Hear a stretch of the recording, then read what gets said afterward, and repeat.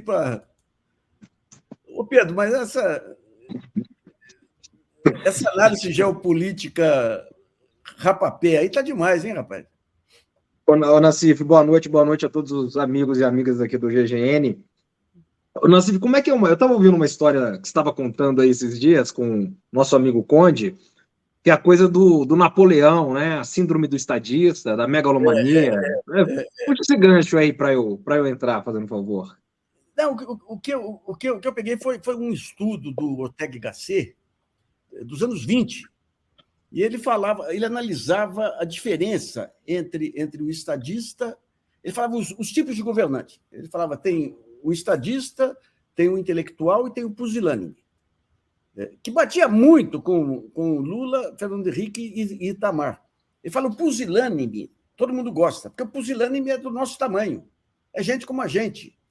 Ele fala, o intelectual já é diferente. O intelectual, ele cria teorias para justificar a não ação, que era típico do Fernando Henrique. Dava aquelas explicações todas para não ter que tomar uma ação, uma atitude. E ele fala o estadista. Ele fala, o estadista é um megalomaníaco. O Napoleão pensava que era Napoleão, porque um cara que quer mudar um país assim é megalomaníaco.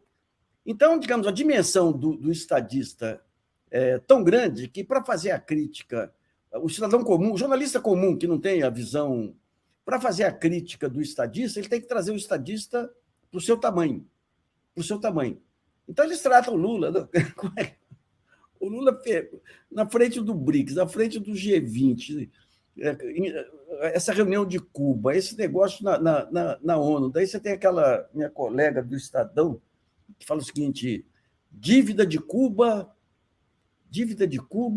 e déficit fiscal. O Lula está em baixa. É inacreditável a incapacidade de dar o devido peso para todas as questões. Né? Eu falei, dá para criticar o Lula? Dá.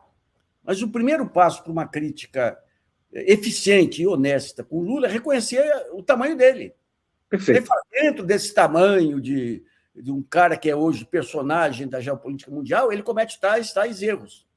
Mas você tem que colocar no tamanho dele. Perfeito. Ô, Nassif, de certa maneira, meio risível mesmo, né, ver esse limbo que esse pessoal está perdido, né, nessas análises, e também precisa de uma compreensão, né, de um diapasão que eles estão, né? Porque, veja bem, antes de entrar aqui, né, eu via a primeira divulgação da agenda do presidente Lula. A primeira divulgação dada pelo Itamaraty tinha lá mais de 30 líderes, chefes de Estado e de governo querendo fazer bilaterais com ele. Aí, isso foi hoje de manhã. Exatamente. Aí, hoje à tarde, eu entrei de novo, estava mais de 50. Agora, Nassif, antes de entrar aqui, eu dei uma atualizada, tinha mais de 60. Então, esse é o homem que não sabe fazer política internacional, aqui para os nossos ilustrados, os nossos jornalistas comuns, né? Que tem que acusá-lo de ser megalomaníaco, porque tem uma estratégia atrás disso, né, Nassif? Que, na verdade, é uma estratégia que atinge o complexo de vira-latas.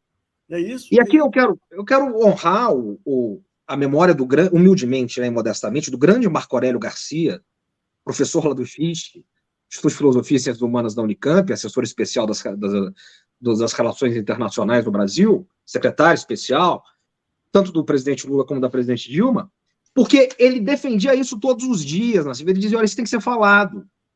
O Brasil não pode ser grande. Porque se o Brasil for grande, essa gente grita. Eles não aceitam um Brasil grande. Eles não aceitam isso. Agora, outra crítica que vem, muito forte, Nassif. Veja bem. A gente queria o Lula de 2003, dessa mesma gente. E aí, a gente votou no Lula de 2003 e abrimos surpresa. Vem o Lula de 2023. É outra crítica que vem. Outra crítica que vem. O Lula de... Veja só. O Lula de 2023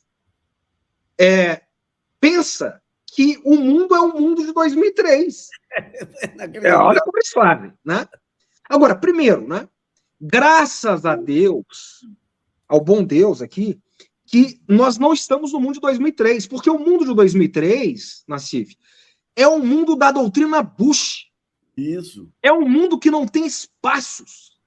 É um mundo dos falcões republicanos, das guerras infinitas no Oriente Médio, da invasão no Afeganistão, da invasão no Iraque. É um mundo que o embaixador Bustani descreve como ninguém, em carne viva, que o mundo é esse. É um mundo em que a Rússia está em frangalhos depois da humilhação neoliberal dos anos Yeltsin. É um mundo em que a China está se reconstruindo, ela não diz a que veio. Agora, o mundo de 2023 é um mundo que tem espaços. É um mundo que tem espaços por quê? Primeiro, é um mundo que tem Estados Unidos, mas que tem China. É um mundo que a China diz a que veio. É um mundo que, em 2013, foi lançado as novas rotas da seda. É um mundo que o governo Xi Jinping dá outro tonalidade para as relações internacionais. Veja bem, a gente estava discutindo agora com duas sinólogas brilhantes aí, a Ana Marras e a Ana Tedeschi, a Aline Tedeschi, que está direto lá da China, a iniciativa de civilização global que a China lançou. Enquanto os chineses estão discutindo as novas civilizações globais, ou as civilizações globais, e o presidente Lula aqui está nesse mundo, se inserindo no Brasil, hoje, presidente do Mercosul, ano que vem, presidente do G20, com a expansão dos BRICS+, incluindo a Argentina nos BRICS+, quando ele vai abrir amanhã a Assembleia Geral das Nações Unidas, que é um feito lá de trás da competente diplomacia brasileira, com o Águia de Haia, o grande Águia de Haia lá atrás, né, que foi ministro do Getúlio Vargas, né, o Oswaldo Aranha, e recuperando a tradição diplomática melhor de diplomacia brasileira, de Santiago Dantas, e que nós estamos fazendo agora, e o pessoal não sabe contar se são 4, 5 ou 6, que estão lá levantando cartazinho. Né? E o mundo... 7, não tem relevância. Exatamente. Essa gente está falando de quê? E 60 pessoas, 60 chefes de Estado, o presidente, o Zelensky lá, falando, olha, eu preciso falar com o Lula, não sei o quê, todo mundo querendo falar com o presidente Lula, e o pessoal falando de megalomania. Então, qual que é o problema dessa gente? Eu vou fechar aqui, Nassif. Esse pessoal que está preso no mundo dos anos 90, no mundo da Pax Americana e no mundo da Guerra Fria, esses analistas aí, eles estão desmoronando. Eles estão desmoronando. O templo está desmoronando, Sansão está derrubando tudo, e eles vão morrer sucumbidos ali. Por quê? Primeiro, eles negavam o declínio atlanticista dos Estados Unidos. Agora que não dá mais, porque a primeira reação é o quê, Nassif? É uma reação, tem que negar. Não, vai ter recuperação, não sei o quê, recuperou lá atrás, nos anos 70 também era declínio, aí veio a diplomacia do Volcker, dólar forte, retomada da hegemonia nos anos 80. Agora eles estão vendo, olha, mas e o mundo que a China oferece? O mundo que a China oferece é pior que o não, é autoritário, não sei o quê. Eles já estão tendo que, não dá mais para negar. Aí eles estão falando do outro mundo. Entende? E eles não conseguem ver o simples, o básico. Que está diante dos olhos. É gozado isso, Pedro. Quando você pega a mudança do colonialismo inglês para o colonialismo americano, e o grande mentor aí foi o Nelson Rockefeller. O Nelson Rockefeller foi... Isso é dito por um amigo dele, para mim, que foi Walter Moreira Salles. Ele vai para a Índia, vê aquela coisa horrorosa, e ele traz um novo padrão de colonialismo que consistia o quê? Em definir uma classe média, um tipo de modelo econômico para cada país aqui, especialmente aqui da América Latina, que reproduzisse o modelo americano. Porque ele achava que a nova New Deal seria com a América Latina sendo o grande mercado americano. E o que ele faz são coisas complicadas aí, porque ele era realmente um cara habilidoso. Você conhece a rua Assis Figueiredo, em Poços de Caldas. Perfeito. Que é a rua principal de Poços. O Assis Figueiredo, que era protegido da dona Darcy Vargas. O Assis Figueiredo, depois, ele foi o sujeito que acertou a vinda aqui daquele pessoal de Hollywood e tudo. E ele foi para o BNDES e ele assina a lei dos combustíveis, que gera um subsídio, um imposto, para ser aplicado em rodovias. Então, é isso. Por que as ferrovias perdem expressão e as rodovias, por conta disso, ligado aí Rockefeller, e ligado aí a um grande amigo nosso aí, que de vez em quando faz comentários aqui, que os tios eram donos aí, sócios aí de uma das empresas de tratores aí.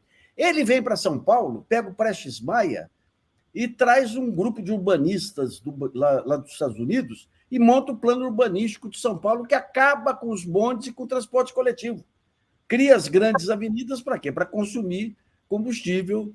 Então, você vê que... E, finalmente, a grande tacada dele foi com o relatório Rockefeller, em 69, que ele percebe que o rádio de pilha pode dar uma dimensão maior de influência para a teologia da libertação, e lança para os Estados Unidos a política de trazer, como o brasileiro é religioso e tudo, trazer os neopentecostais para cá.